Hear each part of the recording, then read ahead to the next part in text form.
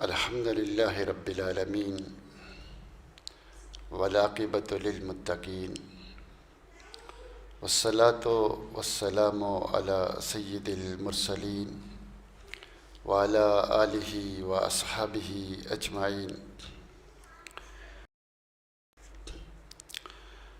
الحمد للہ رب العالمین والعاقبۃ للمتقین والصلاۃ والسلام علی سید المرسلین وعلی آلہ واصحابہ اجمعین۔ اما بعد فاعوذ باللہ من الشیطان الرجیم۔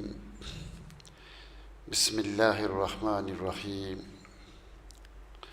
هو الذی ارسل رسولہ بالہدی ودین الحق لِيُظْهِرَهُ عَلَى الدِّينِ كُلِّهِ وَلَوْ كَرِهَ الْمُشْرِكُونَ۔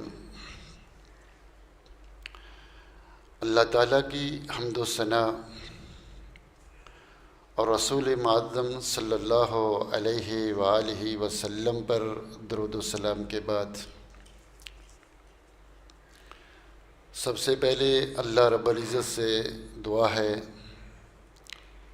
کہ اللہ رب العزت مجھے صحیح کہنے کی توفیق دے،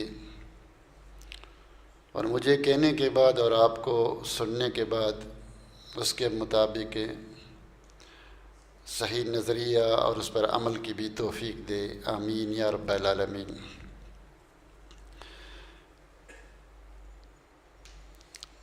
میں آج آپ کے سامنے کربلا کے حوالے سے کچھ گفتگو آپ کے سامنے کروں گا۔ کربلا کا ایک ایسا موضوع ہے کہ یہ مسلمانوں کے درمیان بڑا ہی مختلفی ہے، خصوصاً سنیوں اور شیعوں کے درمیان یہ ایک بڑا مختلفی مسئلہ ہے۔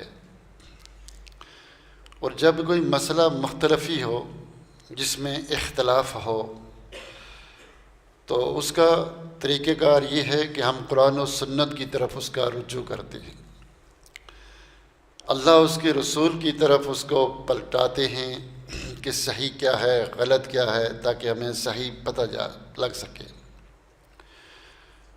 تو اگر ہم کربلا کے مسئلے کو قرآن کی طرف لے کر جاتے ہیں تو قرآن میں اس کا کوئی تذکرہ نہیں ہے، اس لیے کہ یہ 61 ہجری کا واقعہ ہے۔ حادثہ کربلا، واقعہ کربلا 61 ہجری کا ہے، اس لیے اس کا تذکرہ قرآن میں نہیں ہے، اور نہ ہی احادیث نبویہ میں ہے۔ اللہ کے رسول صلی اللہ علیہ وسلم کی احادیث میں بھی نہیں ہے، نہ قولی حدیث میں، نہ فعلی حدیث میں، نہ تقریری حدیثوں میں، اس لیے کہ اللہ کے رسول صلی اللہ علیہ وسلم 10 ہجری کو فوت ہو گئے۔ ہاں، آپ صلی اللہ علیہ وسلم نے یہ ضرور بتلایا کہ حسین رضی اللہ تعالی عنہ شہید ہوں گے، اور وہ مٹی بھی آپ کو دکھائی، جبریل نے آ کر بتلایا۔ یہ تو حدیث میں موجود ہے، صحیح حدیث ہے کہ آپ شہید ہوں گے، لیکن آپ کو کون مارے گا، کہاں شہید ہوں گے، کیسے شہید ہوں گے، اس کی تفصیلات، اس کی کیفیات احادیث میں نہیں ہے۔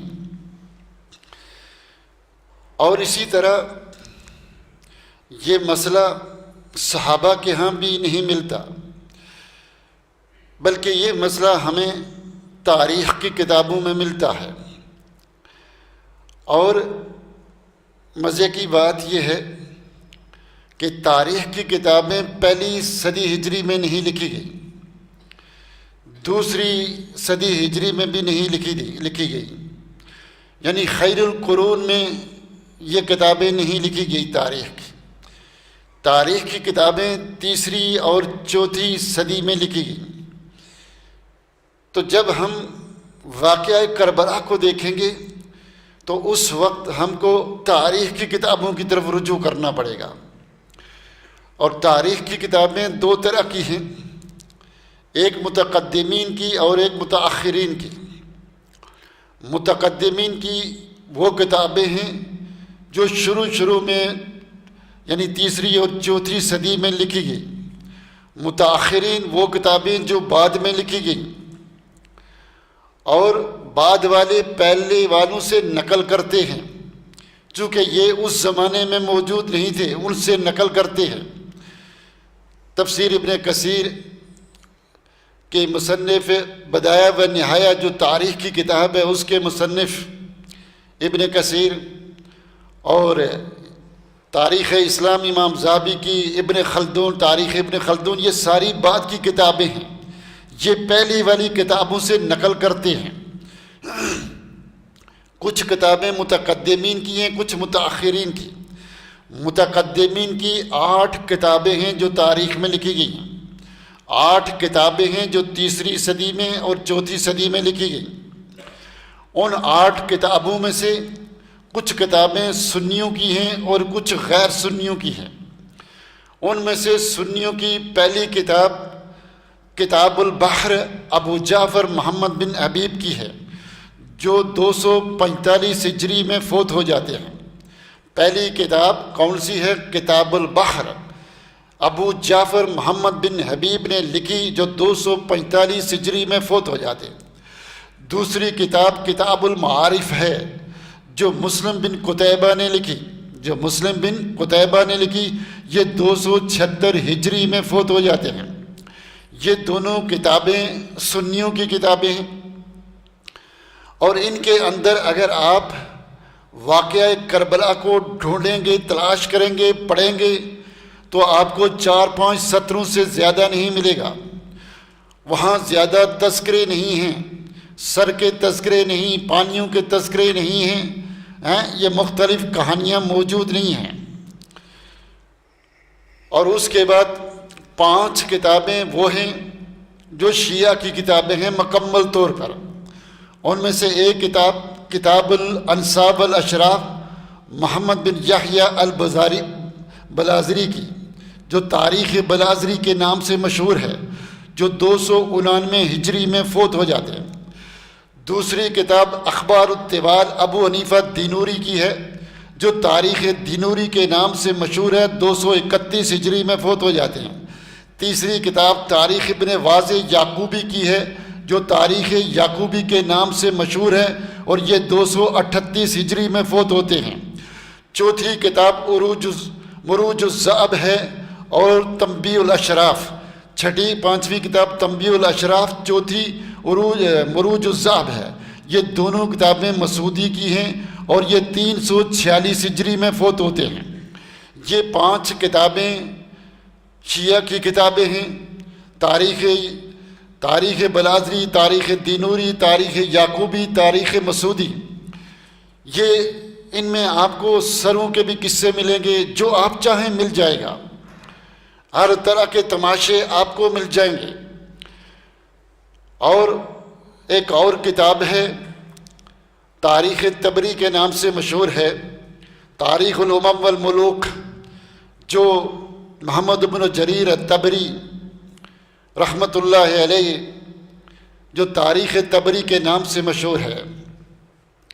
یہ سنیوں کے بھی امام ہیں اور حقیقتاً سنیوں کے امام ہیں، اور اسی طرح شیعہ بھی ان سے بالطوال لیتے ہیں حدیث۔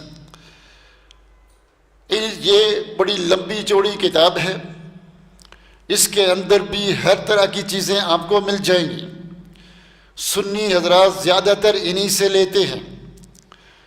ان کے بارے میں بھی مختلف اقوال مشہور ہیں، کچھ لوگ ان کو شیعہ بھی کہتے ہیں، لیکن قول راجح یہی ہے کہ یہ سنی العقیدہ تھے۔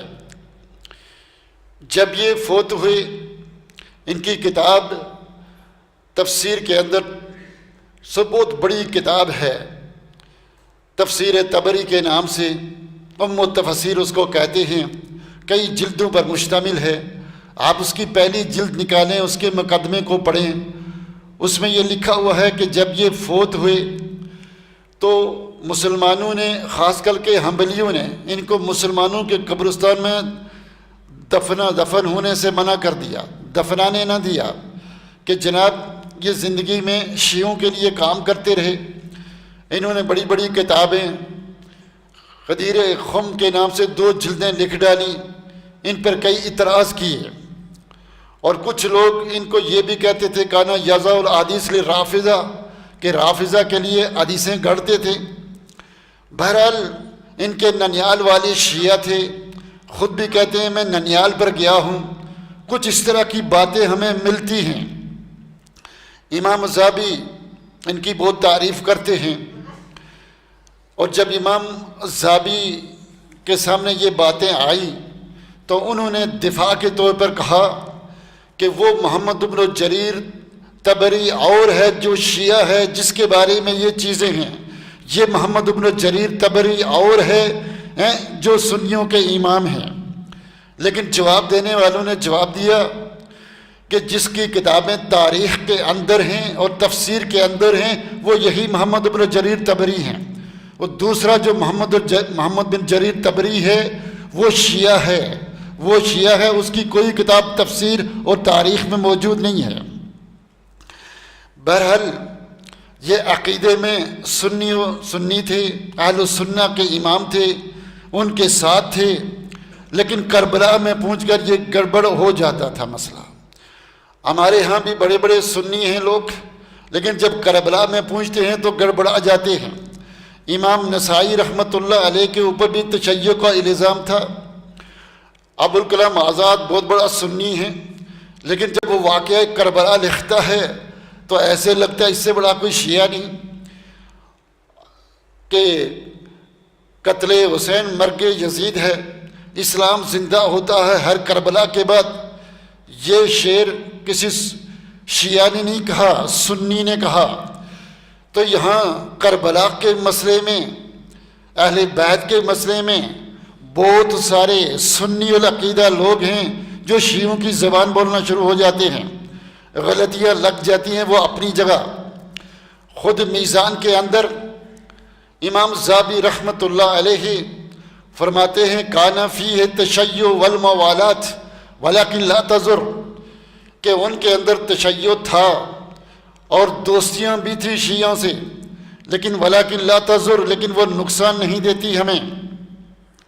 بہرحال جو بھی ہو، جیسا بھی ہو، اس ہر انسان سے غلطی ہو جاتی ہے، اجتہادی مسئلے بھی. لیکن میں جہاں تک جس نقطے پر پہنچا ہوں وہ یہ ہے کہ یہ جو ہماری کتاب ہے ہمارے مکتبات میں تاریخ طبری، یہ 15 یا 16 جلدوں میں ہے، کہیں 8-9 جلدیں بھی ہیں، کہیں 15-16. لیکن جو اصلی تاریخ طبری ہے وہ 35-36 جلدوں میں موجود ہے.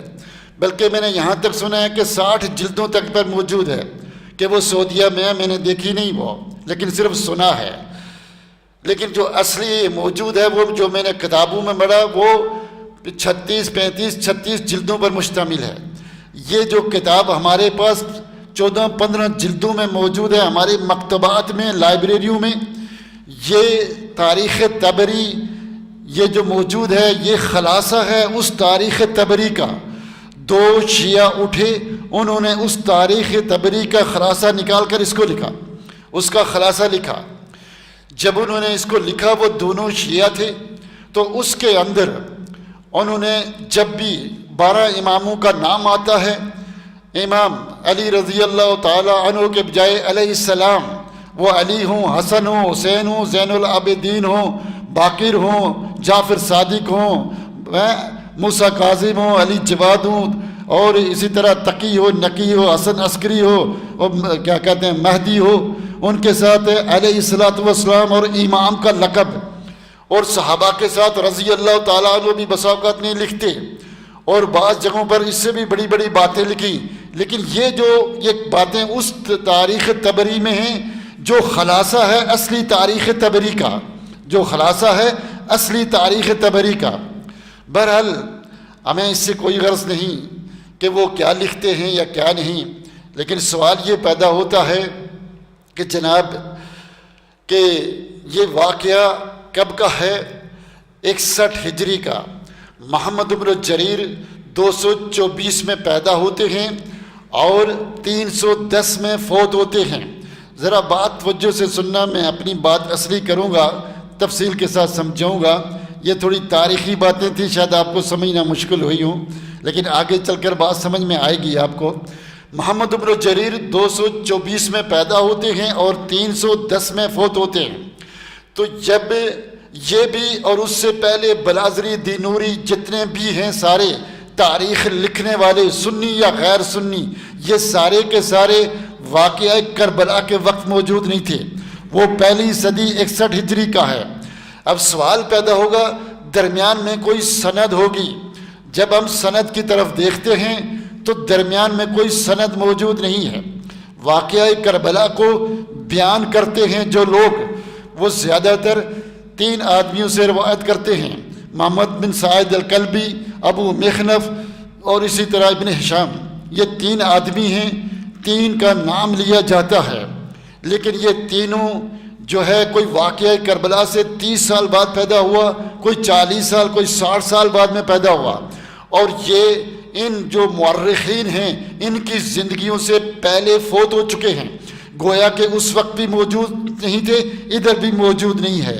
تو کیا مطلب کہ سند موجود نہیں ہے؟ کالا ابھی مخنف کہہ کر روایات کے انبار ہیں، روایات کے ڈھیر ہیں، لیکن سند موجود ہرگز نہیں۔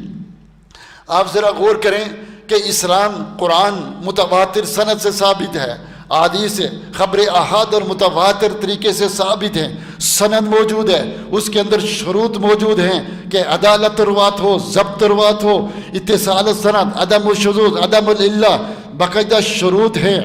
لیکن دنیا میں جتنے بھی مذہب موجود ہیں، آپ توریت کو لے لیں، کوئی سند موجود نہیں۔ انجیل، وہ انجیل جس کا ذکر قرآن میں ہے، وہ انجیل اس وقت اس آسمان کے نیچے اور اس زمین کے اوپر وہ کتاب موجود ہی نہیں ہے۔ جو انجیل عیسیٰ علیہ السلام پر نازل ہوئی ہے، وہ انجیل اس وقت زمین کے اوپر اور آسمان کے نیچے کسی عیسائی کے پاس موجود نہیں۔ اس کے بدلے میں انہوں نے 4 اناجیلیں لکھ ڈالی، ایک انجیل متی، یوحنا، لوکا، مرکس، 4 اناجیل۔ یہی توریت ہے جس کی کوئی سند نہیں ہے۔ 3 صدیاں یہ زمین پر موجود نہیں تھی، گم ہو گئی، پھر کہنے لگے مل گئی۔ آپ پڑھیں گے تو بڑا حیران رہیں گے۔ اس طرح ہندو کی کتابیں جو ہیں، رجوید، یجروید، ساموید، اتھروید، مہابھارت، یہ جتنی بھی بکس ہیں، کوئی سند موجود نہیں ہے، کوئی واقعہ نہیں، بس سنی سنائی۔ جب ہم تفصیل سے پڑھتے ہیں تو حیران رہ جاتے ہیں کہ کوئی سند موجود نہیں۔ یہ صرف اسلام کا ایک خاصہ ہے کہ اللہ رب العزت نے ایک ایک بات کی سند ہمیں دی ہے۔ انسان چیک کر سکتا ہے، دنیا کا کوئی بھی آدمی اس بات کی کیا دلیل ہے، فلاں سے فلاں سنی، فلاں اس کی زندگی کیسی ہے، کب پیدا ہوا، کب مرا ہوا، استاد کیا تھے، شاگرد کیسے تھے، وہ خود کیسا تھا، حافظہ کیسا تھا، عدالت کیسی، پوری ایک ایک چیز موجود ہے۔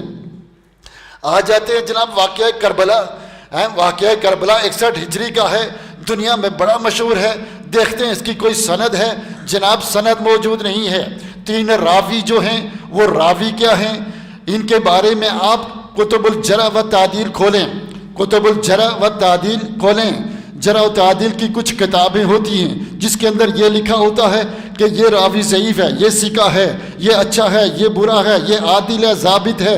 ان کو جب آپ کھولیں، میزان الاطاعت، تہذیب، تقریب، ان کو کھول کر دیکھیں گے تو وہاں پر ان کے نام ڈالیں اور کھولیں تو آپ کو نظر آئے گا سب ایک زبان سے کہتے ہیں انہم کذابون، یہ سارے کے سارے جھوٹے لوگ تھے۔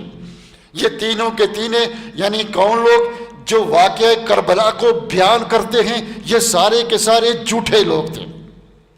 ابن تیمیہ رحمۃ اللہ علیہ نے منہاج السنہ کے اندر بڑی تفصیل سے ان کا ترجمہ ذکر کیا ہے، بڑی تفصیل کے ساتھ، اور لکھنے کے بعد لکھتے ہیں ہؤلاء معروفین بالکذب عند اہل العلم، اہل علم کے نزدیک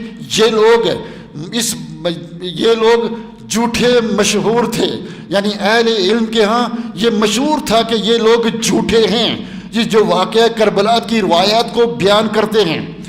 اور بہت سارے لوگ، مسلمان بھی، غیر مسلمان بھی، سنی بھی، شیعہ بھی، بڑے بڑے اٹھے میدان میں تاکہ ہم جمع کریں کس کو؟ کربلا کی روایات کو اکٹھا کریں، سندیں کریں، صحیح الگ کریں، ضعیف الگ کریں۔ جب وہ اٹھے کوشش کی تو سارے کے سارے یہ لکھتے ہیں ایک زبان ہو کر کہ واقعہ کربلا کی ایک بات بھی کسی صحیح سند کے ساتھ ثابت نہیں، جتنے بھی ہیں سب کچھ جھوٹ ہی جھوٹ ہے، فراڈ ہی فراڈ ہے، دھوکہ ہی دھوکہ ہے۔ یہ کس مہینے میں ہوا، کس تاریخ میں ہوا، کس ہفتے میں ہوا، کس دن میں ہوا، یہ بھی ثابت نہیں ہے، یہ بھی ثابت نہیں ہے۔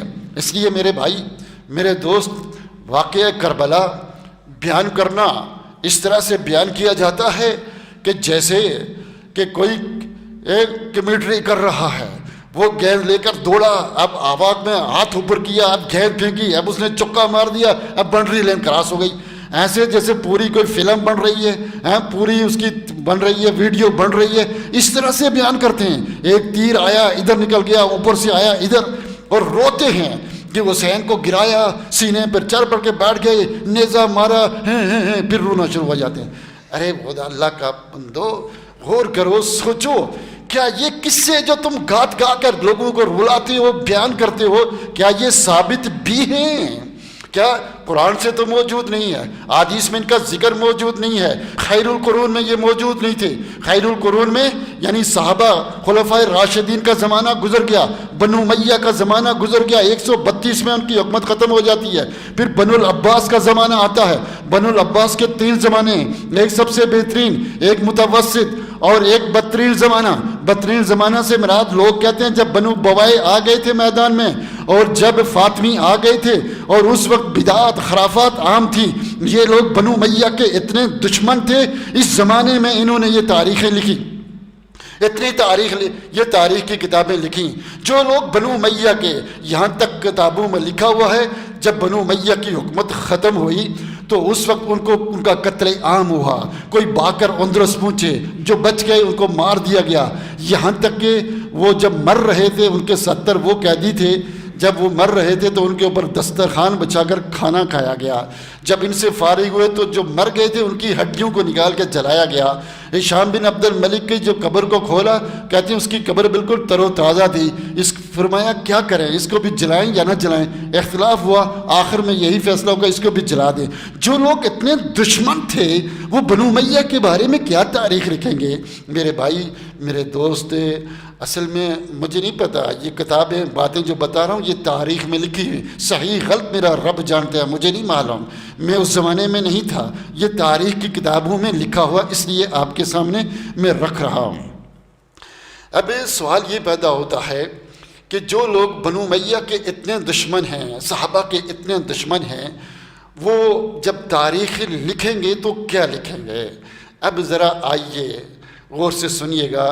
جو تاریخ یہ لکھتے ہیں، وہ تاریخ جو انہوں نے لکھی ہے، چاہے وہ سنی ہے یا غیر سنی ہے، وہ چاہے تاریخ طبری والے ہیں یا بلازری یا تینوری یا مسعودی یا یعقوبی، جو بھی ہے، جو جس نے تاریخ، پہلی بات وہ ثابت نہیں، لیکن جو موجود ہے ذرا اس کی طرف آتے ہیں۔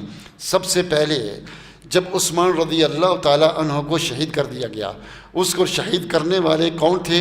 وہ یہودی تھے، ابن سبا لوگ تھے، یا وہ مجوسی تھے؟ ان لوگوں نے یہ جو 700 مصر سے آئے تھے، 700 بصرہ سے، 700 کوفہ سے آئے تھے، آپ کو شہید کر دیا گیا۔ اس کے بعد علی رضی اللہ تعالیٰ عنہ کی بیعت ہو گئی۔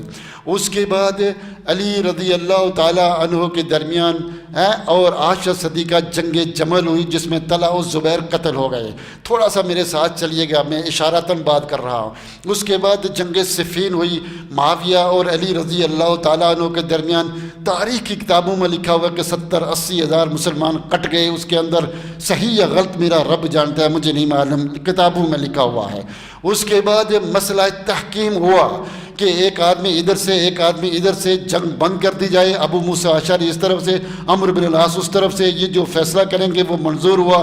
تو ابو موسیٰ اشعری نے یہ فیصلہ کیا کہ دونوں کو معزول میں کرتا ہوں، مسلمان اپنا کسی تیسرے آدمی کو خلیفہ بنا لیں۔ اور اس کے بعد عمرو بن العاص آئے، انہوں نے کہا کہ ابو موسیٰ اشعری کے میں ساتھ ہوں، کس میں؟ علی رضی اللہ تعالیٰ عنہ کو معزول کرنے میں۔ جہاں تک معاویہ کا تعلق ہے، معاویہ تو خلیفہ نہیں تھا، ہم تو قصاص کے مدعی ہیں۔ تو لہٰذا اب میں ان کو خلیفہ بناتا ہوں، میں ان کو خلیفہ. اس پر اختلاف ہوا، اس فیصلے کو علی نے قبول نہ کیا. اس کے بعد معاویہ رضی اللہ تعالیٰ عنہ اپنے آپ کو خلیفہ کہتے تھے، اس سے پہلے خلیفہ نہیں کہتے تھے. پھر اس کے بعد کیا ہوا، خارجیوں کے ساتھ جنگ ہوئی، معرکہ ناروان ہوا، علی رضی اللہ تعالیٰ عنہ ان پر غالب ہوئے. پھر اس کے بعد آپس میں جنگیں شروع ہوئیں، کس کے؟ معاویہ اور علی رضی اللہ تعالیٰ عنہ کے درمیان. جنہوں نے تاریخ پڑھی ہے وہ سمجھتے ہوں گے، باقی ذرا میرے ساتھ چلیں، میں اپنی جگہ پر آتا ہوں. جب آپس میں جنگیں ہوئیں تو مسلمانوں کی خلافت کو 2 حصوں میں 40 ہجری میں تقسیم کیا گیا. مصر، شام، مغرب کے علاقے یہ معاویہ رضی اللہ تعالیٰ عنہ کو دیے گئے کہ آپ خلیفہ ہیں ان علاقوں کے. علی رضی اللہ تعالیٰ عنہ کو خراسان، کوفہ، بصرہ اور حجاز دیا گیا کہ آپ خلیفہ ہیں اس کے، لیکن آپس میں جنگ بند کر دی جائے. تو جنگ بند ہو گئی تو مسلمان مملکت کے 2 خلیفہ بنے، ایک معاویہ اور ایک علی رضی اللہ تعالیٰ عنہ. پھر علی رضی اللہ تعالیٰ عنہ کو خارجیوں نے شہید کر دیا. ان کی شہادت کے بعد ان کے بیٹے خلیفہ بنے. جب وہ بیٹے خلیفہ بنے تو معاویہ اور ان کے درمیان جنگ ہونے لگی. تو جنگ کے دوران کیا حسن رضی اللہ تعالیٰ ان کے ہاتھ میں بیٹھ گئے. اور پھر معاویہ رضی اللہ تعالیٰ عنہ نے حکومت کی 20 سال. اور پھر 20 سال میں مغیرہ بن شعبہ نے 51 یا 52 ہجری میں معاویہ رضی اللہ تعالیٰ عنہ کے پاس گئے اور جا کر انہیں کہا کہ آپ کی عمر زیادہ ہو چکی ہے، ہو سکتا ہے آپ فوت ہو جائیں، اور میں نہیں چاہتا کہ مسلمان دوبارہ آپس میں لڑیں، تلواریں کھینچیں. پہلے جنگ صفین میں، جنگ جمل میں بے شمار مسلمان کر چکے ہیں، اب اپنے بعد کسی کو خلیفہ بناؤ. انہوں نے کہا کہ میں عبداللہ ابن زبیر یا حسین رضی اللہ تعالیٰ عنہ 6 کا نام لیا ان میں سے کسی کو بناؤ. کہا نہیں، بلکہ اپنے بیٹے یزید کو بناؤ، کیونکہ میں نے دیکھا ہے یہ بہت بڑا مدبر ہے، بہت سمجھدار ہے، اس کو بناؤ. میں تجربہ کر چکا ہوں جنگوں کے اندر، فتوحات، اس کے کمال ذہانت کو دیکھ چکا ہوں. مغیرہ بن شعبہ صحابی رسول ہیں جن کو مدبر العرب کہتے ہیں. وہ معاویہ رضی اللہ تعالیٰ عنہ کے پاس گئے، کوفہ سے چل کر وہاں گئے اپنی آخری عمر میں کہ مسلمانوں میں دوبارہ اختلاف نہ ہو، اپنے بیٹے کو بناؤ. کہا پھر اس کا مشورہ کریں. میں لمبی بات نہیں کرتا ورنہ بڑی لمبی تفصیل ہے کہ مشورہ کیا جائے. وَأَمْرُهُمْ بَيْنَهُمْ بِالشُّورَىٰ کہ شورا کے ذریعے. اور میں آپ کو یہ بتا دوں کہ جس طریقے سے معاویہ، جس طریقے سے یزید بن معاویہ کی بیعت ہوئی ہے، اس طریقے سے کسی اس سے پہلے کسی کی بیعت نہیں ہوئی. ابو بکر صدیق کی بیعت ہوئی، صرف کیا ہے ثقیفہ بنی سعدہ میں چند لوگوں نے بیعت کی تھی، بیعت عامہ بعد میں ہوئی. اس کے بعد عمر رضی اللہ تعالیٰ عنہ کے بارے میں کوئی شورا وورا لمبی نہیں تھی، ابو بکر صدیق نے خود ہی خلیفہ بنا دیا. اور پھر عمر رضی اللہ تعالیٰ عنہ نے 6 آدمیوں کو چنا، کہا ان میں سے کسی ایک کو چن لینا. عثمان کیسے خلیفہ بنے آپ کو پتا ہے، 6 آدمیوں میں سے ان کو چنا گیا. علی رضی اللہ تعالیٰ عنہ کو 2 آدمیوں نے خلیفہ بنایا، بے شمار لوگوں نے بیعت ہی نہیں کی. معاویہ رضی اللہ تعالیٰ عنہ کو کئی لوگوں نے بہت بعد میں جا کر خلیفہ بنایا. لیکن ایک یزید بن معاویہ ایسے شخص تھے، جب ان کا ولی العہد کی بیعت لی گئی، مسلمانوں میں سے کوئی مسلمان ایسا نہیں بچا تھا جس نے اس کی ولی العہد کی بیعت نہیں کی تھی. اور جب معاویہ رضی اللہ تعالیٰ عنہ فوت ہو گئے، ساری دنیا نے ان کی بیعت کی، صرف 2 آدمیوں نے، ایک حسین رضی اللہ تعالیٰ عنہ، ایک عبداللہ ابن زبیر. ایک حسین رضی اللہ تعالیٰ عنہ اور ایک عبداللہ ابن زبیر، ان 2 نے بیعت نہیں کی. کہتے ہیں جی بڑا ظلم ہو گیا ہے کہ باپ نے بیٹے کو خلیفہ بنا دیا. میرے بھائی، میرے دوست، کبھی ٹھنڈے دل سے سوچنا، قرآن کی الحمد سے لے کر والناس تک کون سی آیت میں لکھا ہوا ہے کہ باپ کے بعد بیٹا خلیفہ نہیں بن سکتا؟ ساری ذخیرہ حدیث میں سے، موطا امام مالک سے لے کر ابن ماجہ یا اس سے بھی بعد کتب حدیث، ذخیرہ حدیث سے ایک حدیث نکال کے دکھا دو جس میں یہ لکھا ہو کہ باپ کے بعد بیٹا خلیفہ نہیں بن سکتا. اگر بیٹا اہل ہے، خلافت کے اہل ہے، تو وہ خلیفہ بن سکتا ہے، بن سکتا ہے. حتیٰ کہ معاویہ رضی اللہ تعالیٰ عنہ کی دعا موجود ہے کہ وہ کہتے ہیں اے اللہ، اگر میں نے اس کو اس لیے اپنے بعد خلیفہ بنا رہا ہوں، ولی العہد بنا رہا ہوں، اس لیے بنا رہا ہوں کہ یہ میرا بیٹا ہے، مجھے محبت کی وجہ سے، اللہ تو اس بات کو کبھی پورا نہ ہونے دے، اس کو ختم کر دے، یہ کبھی خلیفہ نہ بنے. اور اگر اللہ میں اس لیے کو بنا رہا ہوں، اس لیے کہ مجلس شورا کے لوگ کہتے ہیں اور یہ اس کا مستحق ہے، اس کا اہل ہے، تو اللہ تو میری مدد کر. پھر بیٹے سے پوچھا گیا کہ بیٹا اگر تمہیں خلافت ملے تو کیسے حکومت کرو گے؟ کہا میں ایسے کروں گا جیسے عمر بن خطاب نے کی، جیسے عمر بن خطاب نے کی۔ کہا میں عثمان کے راستے پر چل نہیں سکا، تم عمر رضی اللہ تعالیٰ عنہ کے طریقے پر چلو گے، اللہ تمہیں توفیق دے۔ اس کے اندر صلاحیتیں تھیں یزید بن معاویہ کے اندر۔ کاش ہم پڑھیں، کاش ہم دیکھیں، کاش ہم سوچیں۔ آج ہم وہی کر رہے ہیں جو ساری دنیا کر رہی ہے۔ ساری دنیا، یہود و نصارہ متفق تھے کس بات پر؟ کہ عیسیٰ علیہ السلام کو پھانسی ہو گئی۔ یہی کہتے تھے نا، پھانسی، اتفاق کہ پھانسی، قبر میں چلے گئے۔ عیسائیوں نے کہا قبر سے نکل کر آسمان پہ چلے گئے، وہ کہتے ہیں جناب یہ ملعون تھا اس لیے اس کو پھانسی دی گئی، نعوذ باللہ۔ لیکن قرآن آیا، عیسیٰ علیہ السلام کی شخصیت کو واضح کیا کہ عیسیٰ علیہ السلام کی شخصیت کیا ہے۔ اولو العزم میں رسل ہے، وما صلبوہ وما قتلوہ، کہ ان کو پھانسی نہیں ہوئی، قتل نہیں ہوئے، بل رفع اللہ علیہ۔ اس لیے میرے بھائیوں، وہ ساری دنیا یہ رونا رو رہی ہے، پیٹ رہی ہے، حقیقت میں ایسا نہیں ہے۔ وہ شخص اس قابل تھا۔ بہرحال جب حسین رضی اللہ تعالی عنہ کے پاس بیعت کے لیے گئے، انہوں نے کہا میں صبح تک مجھے ٹائم دیں، میں صبح علی الاعلان بیعت کروں گا۔ پھر راتوں رات وہ مکہ چلے آئے۔ مکہ آئے، کسی نے انہیں نہیں کہا بیعت کریں۔ مسلمان بڑا ان کے احترام کرتے تھے، اتنا احترام کرتے تھے کہ جب طواف کے لیے آتے تو راستہ صاف کر دیتے، یعنی بیت اللہ کو خالی کر دیتے کہ نبی صلی اللہ علیہ وسلم کا نواسہ آیا ہے، اتنا احترام کرتے۔ بہرحال کوفیوں کو جب پتہ چلا، یہاں سے بات شروع کرنے لگے، کوفیوں کو جب پتہ چلا کہ حسین رضی اللہ تعالیٰ عنہ نے بیعت نہیں کی، انہوں نے کہا بڑا زبردست جناب موقع مل گیا۔ انہوں نے خط پہ خط، خط پہ خط، خط پہ خط، خط پہ خط حسین رضی اللہ تعالیٰ عنہ کا لکھ رہے ہیں۔ اگر صرف خطوں پہ بات کروں آدھا گھنٹہ میرا اور لگ جائے گا۔ وہ پڑھتے رہے، جاتے رہے، جائیں۔ پھر مسلم بن عقیل کو بھیجا، جا کے پتہ کر کے آؤ۔ پھر نکلے، راستے میں پتہ چلا مسلم بن عقیل قتل ہو گئے۔ کہا واپس چلتے ہیں، کہا نہیں قصاص کے طور پر چلے، قصاص لیں، وہ قتل ہو گئے، نہ حق ہے۔ قصاص کے لیے گئے، وہاں خلافت لینے نہیں گئے تھے، قصاص کے لیے گئے۔ پہلے ان کو دھوکہ دیا گیا کہ آئیے ہم خلافت کے، آپ زیادہ مستحق ہیں۔ آدم علیہ السلام سے بھی غلطی ہو گئی، شیطان نے ورغلایا، جنت کا پھل کھا لیا، پھر توبہ کر لی۔ حسین رضی اللہ تعالیٰ عنہ بھی انسان تھے، غلطی ان سے ہو گئی، چلے گئے، بعد میں توبہ کر لی جب وہاں پہنچے۔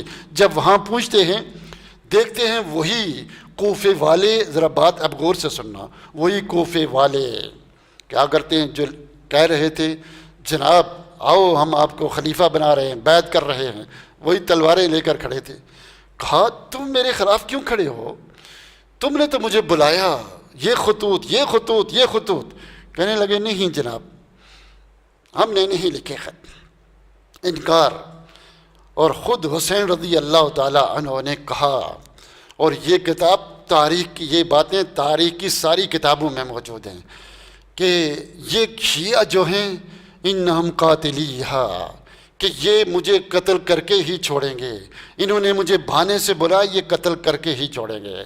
اب حسین رضی اللہ تعالیٰ عنہ خود ان کے تیور دیکھ کر، ان کے انداز دیکھ کر، کتابوں میں ان کے لکھا ہوا ہے کہ یہ مجھے قتل کر کے ہی چھوڑیں گے، یہ میرے دشمن ہیں۔ ادھر عبید اللہ بن زیاد کو جب پتہ چلا کہ حسین رضی اللہ تعالیٰ عنہ آ رہے ہیں، انہوں نے ان کو کوفہ کے باہر رکنے کو کہا، کیونکہ اندر آ کے بیعت کریں گے، لوگ کریں گے، تماشا بنے گا، فساد ہوگا، ان کو باہر روکا۔ اور بھیجا کس کو؟ بھیجا عمر بن سعد کو، سعد بن ابی وقاص کے بیٹے عمر کو بھیجا۔ سعد بن ابی وقاص اور کیا نبی صلی اللہ علیہ وسلم کے درمیان کیا رشتہ آپ کو پتہ ہے، یہ رشتہ دار ہیں، اس لیے عمر بن سعد کو بھیجا۔ وہ فوج کا سپہ سالار تھا کہ جاؤ جا کر ان کو سمجھاؤ۔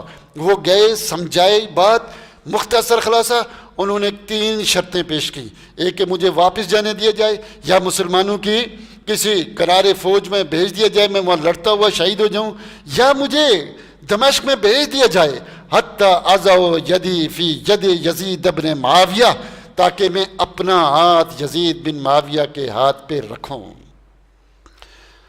پھر یہ انہوں نے بھیجا کس پر؟ عبید اللہ بن زیاد کی طرف، اور انہوں نے کہا الحمدللہ، اللہ کا شکر ہے، ان کو بھیجو کس کی طرف؟ دمشق میں، وہاں بھیج دو۔ اور وہ چلے گئے۔ اب کوفہ سے جاتے ہیں کس کی طرف؟ اس روڈ کے اوپر، جو روڈ کہاں جاتا ہے، جو راستہ کہاں جاتا ہے؟ دمشق کی طرف جاتا ہے۔ اور وہ کربلا میں دیکھیے نا، دیکھیے ذرا غور کریں، حسین رضی اللہ تعالیٰ عنہ کو شہید ہونا تھا تو کہاں ہوتے؟ کوفہ میں، وہاں نہیں، کوفہ سے باہر اس راستے پر جو دمشق کی طرف جا رہا ہے۔ کون سا راستہ؟ جو دمشق کی طرف جا رہا ہے، کئی میل آگے کربلا میں۔ وہاں جا کر کیوں شہید ہوئے؟ جب بیعت کرنے جا رہے ہیں، فوج نے شہید کرنا تھا تو یہی کرتے، وہاں جا کر کیوں کرتے؟ وہاں جا کر اس لیے قتل ہوئے، جب ان لوگوں نے دیکھا کہ اب حسین تو ہمارا مخالف ہو گیا ہے، ان کو تو پتہ چل گیا ہے کہ ہم نے ان کے ساتھ دھوکہ کیا ہے، اب وہ بیعت کرنے کے لیے دمشق جا رہے ہیں، شام جا رہے ہیں، یزید کی ہاتھ پر بیعت کریں گے، یزید کو بھی پتہ چل جائے گا، اس کے بعد ہماری خیر نہیں، مسلمانوں کے درمیان صلح ہو جائے گی، پھر ہمارے لیے مصیبت آئے گی، بہترین موقع ہے، ہاتھ سے نہ جائے۔ واپس آئے، راستے میں جا کر حسین رضی اللہ تعالیٰ عنہ کو قتل کر دیا۔ واپس گئے، جا کر حسین رضی اللہ تعالیٰ عنہ کو قتل کر دیا۔ یہ ساری باتیں تاریخ کی کتابوں میں موجود ہیں، ایک ایک حوالہ موجود ہے میرے بھائی۔ وہاں جا کر ان کو قتل کیا۔ قتل ہونے والے یا حسین رضی اللہ تعالیٰ عنہ کے ساتھی ہیں یا کون ہیں؟ یا کوفہ والے ہیں، کوئی بھی شامی نہیں، کوئی بھی فوج کا آدمی نہیں ہے۔ شماریہ جتنے سارے کے سارے کوفے والے ہیں، کوفے والے، مارنے والے بھی مرنے والے بھی۔ یہ کون ہے؟ کوفے والے، یا حسین رضی اللہ تعالیٰ عنہ کے ساتھی ہیں، یا حسین رضی اللہ تعالیٰ عنہ کے ساتھی ہیں۔ تو یہ شیعہ تھے جنہوں نے مارا تھا تاکہ مسلمانوں کے درمیان صلح نہ ہو، تاکہ مسلمانوں کے درمیان صلح نہ ہو، لڑائی جھگڑا رہے۔ چونکہ جیسے علی رضی اللہ تعالیٰ عنہ معاویہ کے درمیان جب اتفاق نہیں، علی رضی اللہ تعالیٰ عنہ اور عائشہ رضی اللہ تعالیٰ عنہ کے درمیان جب اتفاق ہو گیا صلح کے اوپر، راتوں رات حملہ کر دیا تاکہ جنگ نہ، صلح نہ ہو سکے، جنگ ہو گئی راتوں رات۔ اس میں طلحہ رضی اللہ تعالیٰ عنہ، زبیر رضی اللہ تعالیٰ عنہ شہید ہو گئے۔ اتنا بڑا مسلمانوں کا نقصان ہوا، چونکہ یہ کون؟ فئہ باغیہ، یہ باغی جماعت جو جس کے اندر یہودی اور مجوسی شریک تھے، مسلمانوں کے درمیان جنگ چاہتے تھے، فساد چاہتے تھے تاکہ اسلام ختم ہو جائے، انہوں نے حسین رضی اللہ تعالیٰ عنہ کو قتل کیا۔ اب اگر اللہ کے رسول صلی اللہ علیہ وسلم کیا کریں کہ حسین شہید ہیں، اگر حسین کی نیت صحیح نہیں تھی، حسین نے خروج کیا، تو حسین رضی اللہ تعالیٰ عنہ کو شہید کہنا مشکل ہے۔ چونکہ اسلام میں یہ ہے کہ اگر کسی شخص کی بیعت ہو جائے، اس کے خلاف خروج کو کرتا ہے، فَقْتُلُوهُ كَائِنًا مَنْ كَانَ، اس کو قتل کر دو چاہے وہ کوئی بھی ہو۔ چونکہ اسلام یہ کہتا ہے جب یزید کی بیعت ہو گئی ہے، اب حسین اگر خروج کرتے ہیں تو ان کو شہید کہنا مشکل ہو جائے گا، اور اللہ کے رسول نے ان کو شہید کہا ہے۔ اب وہ کیسے خروج کر سکتے ہیں؟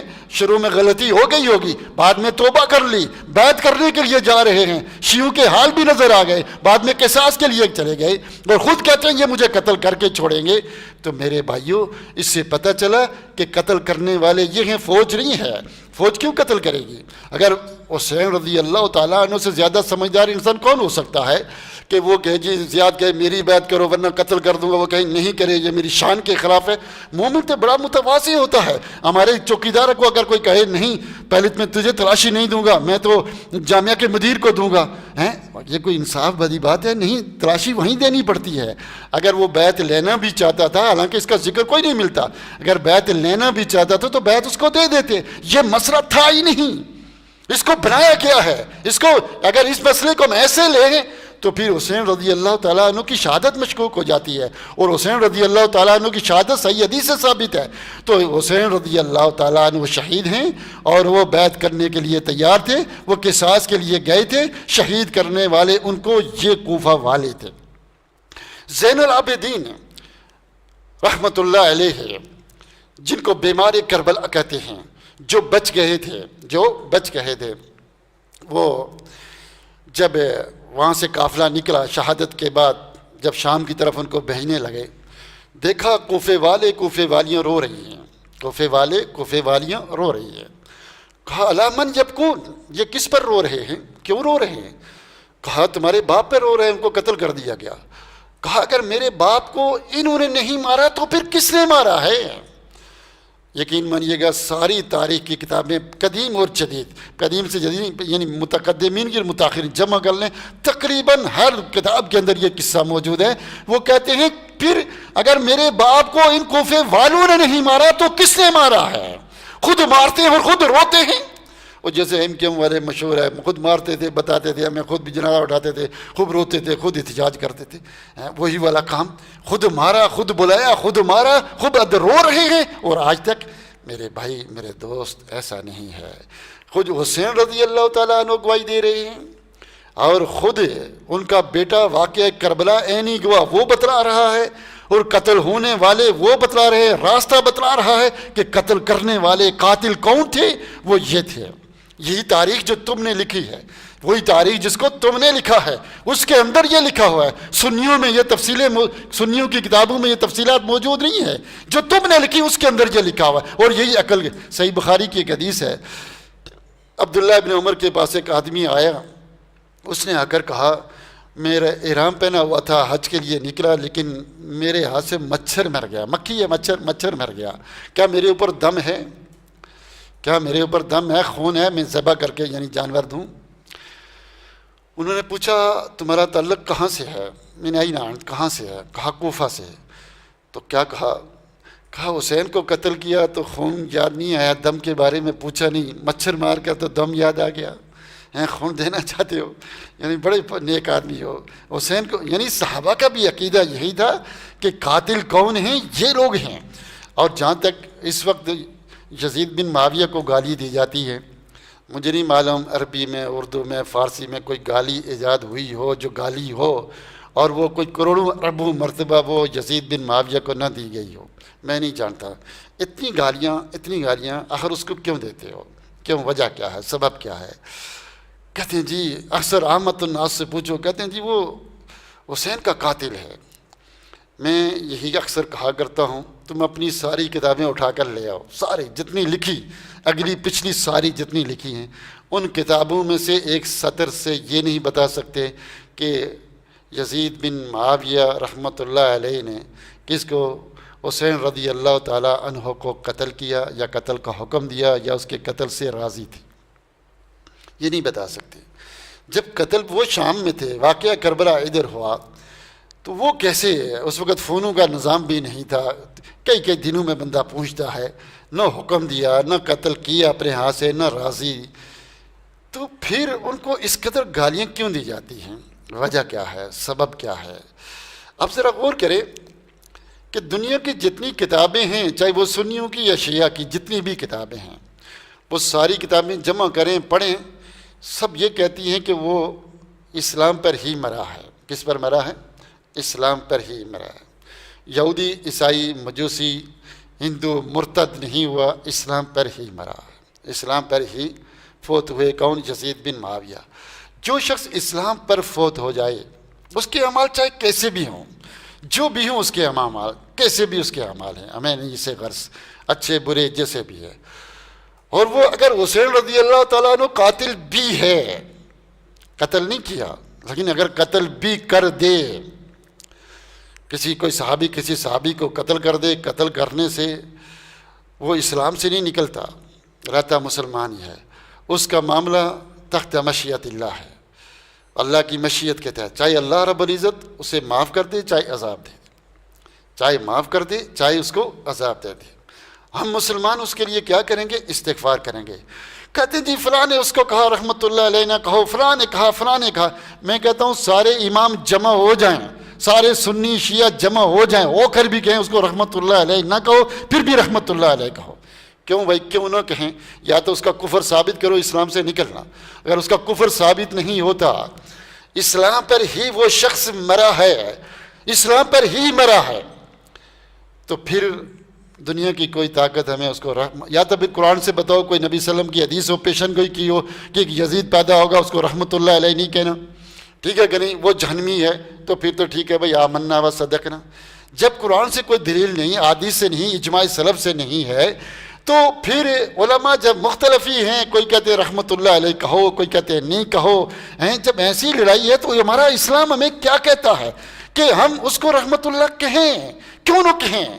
اس کا معاملہ تحت مشیت اللہ، اللہ کے پاس پہنچ چکا ہے۔ لا تسبوا الاموات، مردوں کو گالیاں نہ دو، کسی مرے ہوئے کو گالی دیتے ہو، کسی کو بھی زندہ ہو گالی دو، وہ گالی کا مستحق نہ ہو، لعنت کا مستحق نہیں ہے، وہ لعنت گالی اوپر جاتی ہے، پھر وہ مستحق نہیں، پلٹ کر اسی آدمی کے اوپر آتی ہے۔ پلٹ کر آدمی اسی کے اوپر آئے گی۔ میرے بھائی تم نے اتنی اس کو گالیاں دی، اگر اس کے گناہ تھے ویسے بھی معاف ہو گئے، اب گالیاں دیتے ہیں کیا جی شرابی ہے، چور ہے، ڈاکے تھا، زانی تھا۔ محمد بن حنفیہ، میں بات ختم کرتا ہوں کافی لمبی ہو گئی، محمد بن حنفیہ رحمۃ اللہ علیہ، ان سے کسی نے کہا آپ یزید کے خلاف کیوں نہیں بولتے؟ کہا میں کیوں بولوں؟ کہا وہ زانی ہے، چور ہے۔ کہا تو نے تیرے سامنے زنا کیا؟ کہا نہیں۔ کہا تجھے کس نے بتایا؟ کہا میں نے سنا ہے۔ کہا لیکن میں تو اس کے ساتھ رہا ہوں کئی دفعہ کہ وہ کیا ہے، یسأل عن الفقہ، فقہ کے بارے میں سوال کرتا ہے، برائی سے منع کرتا ہے، نیکی کا حکم دیتا ہے، قرآن پڑھنے والا ہے، نیکی کے کاموں کو بڑی تعریف کی لمبی چوڑی فہرست۔ کہا کیا وہ برائیاں آپ کے سامنے کرے؟ کہا میرے نہیں تو تمہارے سامنے کی ہیں۔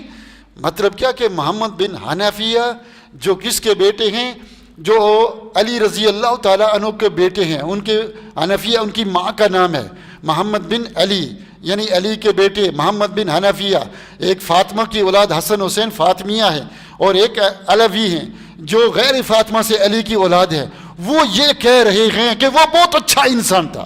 اور تو اور چھوڑے، جس وقت زین العابدین جب لوگوں نے کہا ہمارے ہاتھ پہ بیعت کریں، انہوں نے کہا نہیں، انہوں نے بیعت کی تو کس کی؟ یزید کی، اس کے بعد بنو امیہ کی، نہ انہوں نے عبداللہ ابن زبیر کی نہ کسی اور کی۔ وہ ہمیشہ کہا دعائیں مانگتے تھے، کیا کہتے تھے؟ یہ میں نے اتنی دفعہ یہ حوالے دیے ہیں، لکھ کر بیان میں ابھی بھی لکھے ہوئے ہیں، کیا کہا کرتے تھے؟ اللہم صلی علی یزید ابن معاویہ، اے اللہ تو کیا کر اپنی رحمت نازل کر کس کے اوپر؟ یزید بن معاویہ کے اوپر۔ کون کہہ رہا ہے؟ زین العابدین، جو کیا ہیں؟ امام ہیں۔ امام وہ ہے جو نبی سے افضل ہے ان کے ہاں، جو غلطی نہیں کر سکتا، جو غلطی نہیں کر سکتا۔ وہ امام دعائیں کر رہا ہے کس کے اوپر؟ یزید بن معاویہ کے اوپر، اور تم اس کو گالیاں دے رہے ہو، تم اس کو گالیاں دے رہے۔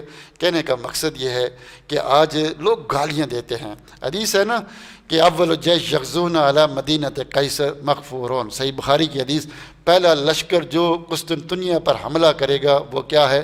وہ بخشایا ہوگا۔ اس میں عبداللہ ابن عمر تھے، حسن حسین تھے، ابو ایوب انصاری تھے، بڑے بڑے کبار صحابہ۔ اس لشکر کی قیادت کس نے کی؟ یزید بن معاویہ میں۔ اب اس مسئلے میں اتنی کتابیں لکھی گئی، اتنا لکھا گیا کہ نہیں وہ پہلے لشکر میں نہیں تھا، مسئلہ تھا کہ اس کو وہاں سے نکالنا ہے، اس حدیث سے ہٹانا ہے تاکہ وہ کہیں جنتی نہ بن جائے، اس لیے لکھ کر سنی کیا غیر سنی خوب لکھے۔ ایک آدمی کو میں نے فون کیا، ان کی کتاب میں نے پڑھی، اس کے اندر انہوں نے ثابت کیا کہ وہ چیز چوتھے لشکر میں گیا تھا۔ دوسرے کے بھی احتمال ہیں، اور چوتھے میں صحیح ثابت ہوتا ہے کہ وہ چوتھے میں گیا تھا، وہ پہلا لشکر نہیں تھا جس میں یزید بن معاویہ روم پہ گیا تھا جہاد کرنے۔ تو پھر وہ لکھتے ہیں کہ اس کو رحمۃ اللہ علیہ نہیں کہنا چاہیے۔ تو میں نے ان کو فون کیا، میں نے کہا آپ نے اپنی کتاب میں یہ ثابت کیا ہے کہ وہ جہاد کرنے کے لیے رومیوں کے خلاف قسطنطنیہ گیا، تو پھر اس کام کی وجہ سے اس کو رحمۃ اللہ نہیں کہنا چاہیے؟ جو جہاد کرنے رومیوں کے خلاف جائے، وہاں لڑنے جائے، تو آپ نے پوری کتاب لکھ ڈالی کہ اس کو رحمۃ اللہ علیہ نہیں کہنا چاہیے۔ آخر کیوں نہ کہیں رحمۃ اللہ؟ چلو یہی مان لیا چوتھے میں گیا تھا، دوسرے میں جو تم کہو وہی مان لیتے، لیکن یہ بتاؤ کہ رحمۃ اللہ نہ کہیں، اس کی کیا وجہ ہے؟ حدیث کے مطابق تو وہ جنتی ہے، حدیث کے مطابق تو وہ جنتی ہے، تم نہیں مانتے نہ مانو، لیکن اس کی کیا دلیل ہے کہ وہ جہنمی ہے؟ کہ جی اس نے فلاں گناہ کیا۔ وہ دنیا میں بڑے گناہ جتنے بھی گناہ ہوں، ہم اس کے اہل السنہ کا کیا طریقہ ہے؟ جو جنتی ہے ہم اس کو کہتے ہیں یہ جنتی ہے۔ کون جنتی؟ جس کو اللہ اس کے رسول نے کہا، رسول نے کہا وہ جہنمی، وہ جنتی۔ اس کے بعد ہم چاہے وہ کتنے اچھے طریقے سے بیت اللہ کا طواف کرتے ہوئے مرا، ہم لکھ کر نہیں دے سکتے یہ جنتی ہے، یہ جہنمی ہے۔ ہم غلبت الزمان اس کے لیے دعا کریں گے، یہ اچھی موت مرا، کلمہ پڑھتے ہوئے مرا، ایسے مرا، ہم اچھا گمان رکھتے ہیں کہ یہ جنتی ہے، میرے بھائی۔ لیکن دو ٹوک کرنا یہ جنتی یہ جہنمی، نہیں، یہ اہل السنہ کا طریقہ نہیں ہے۔ تو یزید بن معاویہ کے بارے میں کوئی ایسی دو ٹوک میں حدیث نہیں جانتا، نہ کوئی قرآن کی آیات جانتا ہوں، نہ اجماع سلف جانتا ہوں جس میں یہ لکھا ہو کہ وہ جہنمی ہے، اس کو رحمۃ اللہ علیہ نہ کہو۔ اس کے بعد کے لوگ سنی اور شیعہ مختلف ہی ہیں، کوئی کہتے ہیں رحمت اللہ علیہ، کہو نہ کہو۔ میں نے ایک ہیڈ لائن دی، موٹی موٹی بات، میری آدھا گھنٹہ گفتگو کرنے کا ارادہ تھا، ابھی بھی گھنٹہ تقریباً 10 منٹ کم گھنٹہ ہونے والا، 1:15 بجے شروع کی تھی، 1:05 ہو گئے۔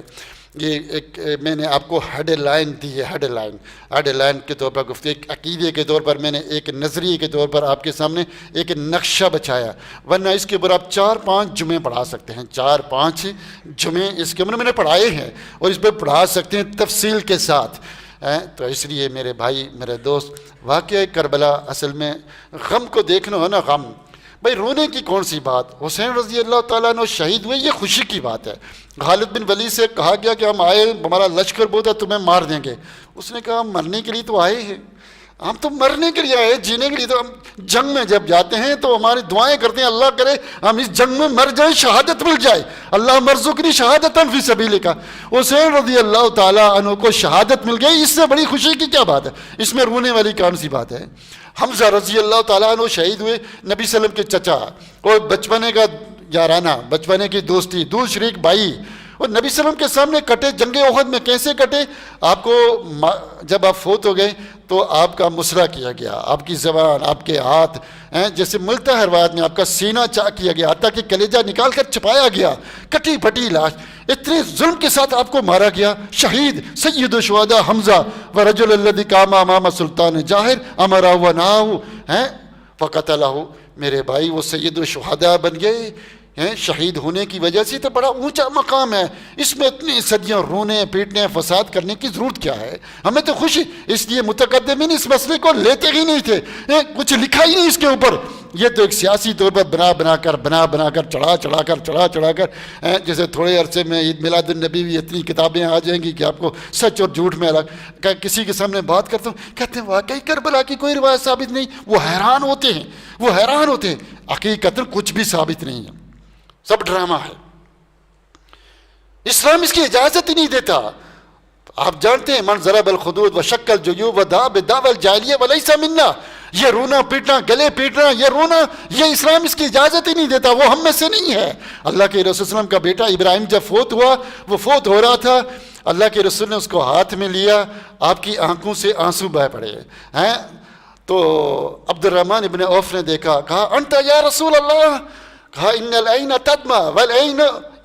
تدمع والقلب یحزن ولا نقول الا ما يرضى الله فإنا بفراقك یا ابراہیم لمحزونون، او کما قال صلی اللہ علیہ وسلم، کہ آنکھ روتی ہے، انہا رحمت، یہ رحمت ہے، بہتی ہے، اور دل کیا ہوتا ہے؟ پریشان ہوتا ہے، لیکن زبان سے وہی کہیں گے جو اللہ کو راضی ہو۔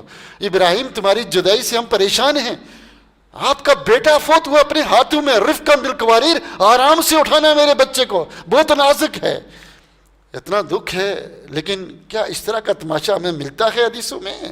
اصل میں یہ جو ہے، یہ جو اتنا یہ کچھ پیٹنا روڑنا ہے، اس کا مقصد صرف ایک ہے، وہ مقصد یہ کہ یہودیوں نے جب دیکھا اسلام پر ہم لڑ کر غلبہ نہیں حاصل کر سکتے، انہوں نے وہی طریقہ استعمال کیا جو انہوں نے عیسائیوں کے خلاف کیا تھا، کہ عیسائی بن کر پولس نے، سینٹ پال جو پولس تھا، اس نے عیسائی بن کر عیسائیت کا بیڑا غرق کر دیا، اس کی جگہ تثلیث، ابن اللہ اور یہ 4 اناجیل اور سب کچھ گھڑا، وہ انجیل غائب ہے آج عیسائی۔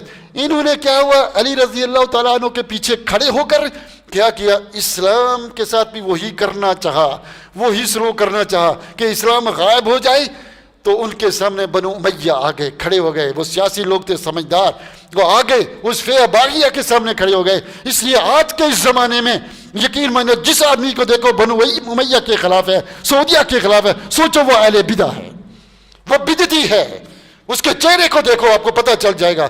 بنو امیہ نے اسلام کو بچایا ہے، جسے کہتے ہیں نا کہ ابو بکر صدیق نے اسلام کو بچایا، کہ انہوں نے زکوٰۃ کے مسئلے میں ڈٹ گئے، احمد بن حنبل نے قرآن کو کہا اللہ کی کتاب ہے، ڈٹ گئے، اسلام کو بچایا۔ اسی طرح لکھنے والے لکھتے ہیں کہ معاویہ رضی اللہ تعالی عنہ کا اس امت پر بڑا اتنا احسان ہے کہ اگر معاویہ نہ ہوتے آج سنیت کا کوئی وجود نہیں ہوتا، سنیت کا اگر وجود ہے تو معاویہ کی وجہ سے ہے۔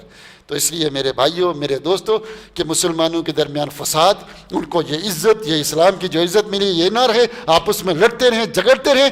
یہ کربلا کا قصہ، یہ گانے، رونا پیٹنا، تماشے، یہ فساد علی الارض صرف اس وجہ سے ہے اور کچھ بھی نہیں ہے. وآخر دعوانا الحمدللہ.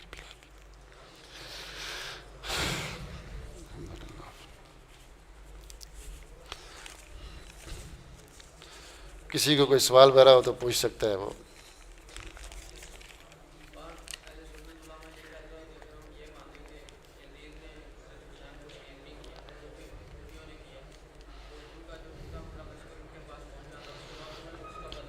ہاں جی، ایک سوال ہے، سن لیں آپ جاتے جاتے، بڑا اہم سوال ہے. وہ سوال یہ ہے، یہ کہتے ہیں کہ واقعی اگر یزید مخلص تھا تو جب وہ لشکر وہاں پہنچا، جو بچے ہیں تو یزید کے پاس پہنچے، تو یزید نے ان لوگوں کو قتل کیوں نہیں کیا جنہوں نے حسین رضی اللہ تعالیٰ عنہ کو قتل کیا تھا؟ یہی سوال ہے. یعنی یزید اس وقت کیا تھا؟ خلیفہ تھا، سپہ سالار، ساری فوجیں اس کے نیچے تھیں. اس نے ان لوگوں کو قتل کیوں نہیں کرایا؟ کن لوگوں کو؟ جنہوں نے حسین رضی اللہ تعالیٰ عنہ کو قتل کرایا. میں آپ کو سیدھا سا جواب دیتا ہوں، بڑے آرام سے سمجھ میں آئے گا. وہ یہ، پہلی بات یہ کہ قتل ہی شیعوں نے کیا، ان میں سے اکثر قتل ہو گئے. بعد میں فوج آئی، جیسے پولیس پہنچ آتی ہے تو پولیس نے اس کو کیا کیا؟ ان کو مار بگایا، جو مار سکے تھے مار گئے، مارا. ایسے موقعوں پہ جو نا بدلے نہیں جھکائے جاتے. پتہ ہے آپ کو، یہ بلوہ عام ہوتا ہے. بلوہ عام جہاں ہو، لڑائی عام ہو، عام گول ہو جائے، 15-20 اس کو مار رہے، کوئی گواہ نہیں ملتا، اس مسئلے میں کسی کو پھانسی نہیں دی جاتی، کسی کو قتل نہیں کیا جاتا. یہ بلوہ عام ہوتا ہے. اور ویسے ہی شیعوں نے قتل کیا تھا، اور کوئی پتہ نہیں تھا کس نے قتل کیا. بے شمار قتل ان کے ہو چکے تھے، بے شمار ان کے بھی قتل ہو چکے تھے. کوئی فوج نے پہنچ کر مارے تھے، کوئی انہوں نے مارے تھے، اور عام آدمی کا پتہ نہیں تھا کہ کس نے قتل کیا، کس نے قتل کیا، یہ پتہ نہیں. بے نظیر کے زور میں اس کا بھائی مر گیا، بلوہ عام میں، اس کا بدلہ نہیں لے سکے. اس کو چھوڑیں. عثمان رضی اللہ تعالیٰ عنہ شہید ہوئے، علی رضی اللہ تعالیٰ عنہ کی فوج میں وہ لوگ موجود تھے. کیا کہتے تھے؟ نحن قتلنا عثمان، ہم نے عثمان کو قتل کیا، ایسے کہتے تھے. علی رضی اللہ تعالیٰ نے ان کو کیوں نہیں قتل کیا؟ وہ جو آیا تھا طلحہ کا سر لے کر، طلحہ کا یا زبیر کا سر لے کر، کہ میں تمہیں خوشخبری دیتا ہوں، میں نے طلحہ کو قتل کیا. کہا انا ابشرک بالنار، میں تمہیں جہنم کی خوشخبری دیتا ہوں. علی نے اسے کیا کہا کہ میں نے اللہ کے رسول کو دیکھا کہ ان کے چہروں کو دیکھ کر وہ خوش ہوتے تھے جن کو تم قتل کر کے لائے ہو، طلحہ و زبیر کی سر کو لے کر آئے ہو. تو وہ عشرہ مبشرہ میں تھے. علی رضی اللہ تعالیٰ نے ان کے قاتلوں کو قتل کیوں نہیں کیا؟ عثمان رضی اللہ قتل کیوں نہیں کیا؟ ایسے موقعوں پر قتل نہیں ہوتے، یہ نہیں ہوتے. یہ ایک سوچ کر الزامی جواب آخر میں زور لگا کے پیٹ سے یہ نکالا ہے، جس کا کوئی علاج نہیں ہوتا ہے. ایسے قصوں میں کوئی قتل نہیں ہوتا. ہاں، کسی اور کو کوئی اعتراض ہو؟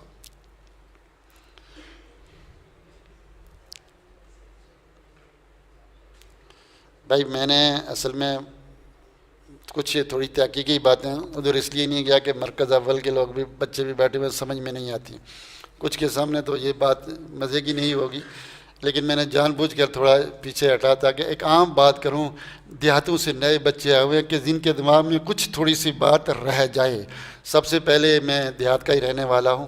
میرے سامنے میرے ایک استاد تھے، ابراہیم خلیل فضلی، بلتستان کے رہنے والے.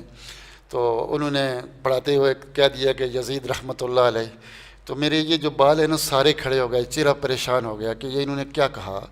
میں نے سوچا غلطی سے نکل گیا تھا. میں نے انہیں دوبارہ کہا، ڈرتے ڈرتے استاد ہے، میں نے کہا شیخ صاحب آپ نے شاید ایسا کہا. تو ان کو پتہ چل گیا کہ مجھے بیماری کیا ہے. پہلے وہ بھی پریشان ہوئے جب میری بیماری کہنے لگے میں نے فرعون رحمۃ اللہ علیہ تو نہیں کہا کہ تو اتنا پریشان ہو گیا. شیطان رحمۃ اللہ علیہ تو نہیں کہا. یزید مسلمان تھا بھائی، مسلمان کو رحمۃ اللہ علیہ کہیں گے، ٹھیک ہے کہ نہیں؟ یعنی میں اتنا پریشان کہ ابراہیم خلیل فضلی میرے استاد یہ کر 2 دن تک میرے پاس دلیل کوئی نہیں، لیکن یہ بات میرے یہاں سے نیچے جائے ہی نہیں، ہضم ہی نہ ہو کہ یزید کو کیسے رحمۃ اللہ علیہ کہیں. تو اس لیے آپ بہت سارے دیہات سے آئے، وہ یہ میری گفتگو سنیں گے، وہ کہیں گے یہ شیخ نے آج کیا کہہ دیا، یہ ہوا کیا ہے، جامعہ ابی بکر کن لوگوں کا ہے، کون لوگ یہاں رہتے ہیں جو یزید کو رحمۃ اللہ علیہ کہتے ہیں. اس طرح کے مسئلے موجود ہیں میرے بھائی. ہم لوگوں نے دیہاتوں میں کہتے تھے تیری ماں کو خنزیر لے جائے، اس نے کہا تیری ماں کو اس سے بڑا یزید لے جائے. یہ موجود ہے، ہم لوگوں نے سنی ہے باتیں، لیکن حقیقت سے ان کا کوئی تعلق نہیں. کہتے تھے تیری ماں کو وہابی لے جائے ہیں. اس طرح کی گالیاں ہم نے بنائی ہوئی ہیں. تو حقیقت میں یہ ایسا کچھ نہیں ہے، آپ نئے نئے آئے ہیں بڑے، تو اس لیے میں نے بہت نیچے لیول پر آ کر گفتگو کی اور ایک شارٹ کٹ ایک عنوان کے طور پر رکھا، ورنہ اس کے اوپر بڑی تفصیل سے گفتگو ہو سکتی ہے۔